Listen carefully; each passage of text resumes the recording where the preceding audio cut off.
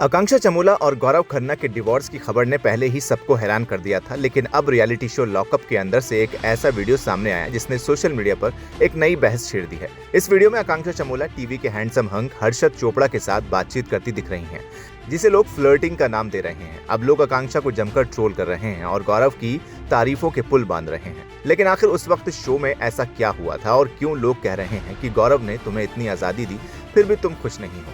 चलिए आपको बताते हैं कि इसके पीछे की पूरी इनसाइड स्टोरी। दरअसल शो के दौरान आकांक्षा अपनी को कंटेस्टेंट श्रेया के साथ खड़ी थी, तभी वहां से हर्षद चोपड़ा गुजरते हैं।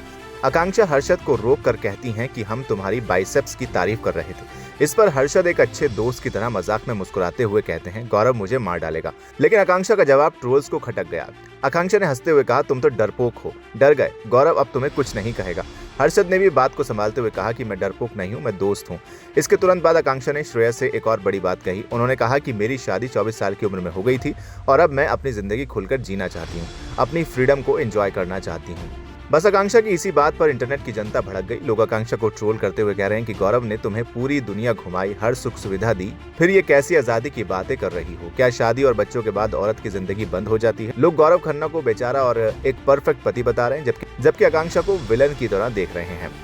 एक यूजर ने लिखा, अब जाके जीके की वजह से फेम मिला था तो अब फ्रीडम चाहिए। एक और ने लिखा, it's her life bro, let her have the freedom, leave it. एक और ने लिखा, जब वो कह चुकी है कि हम एक दूसरे के साथ नहीं है तो अब ये सब कहने की क्या जरूरत है।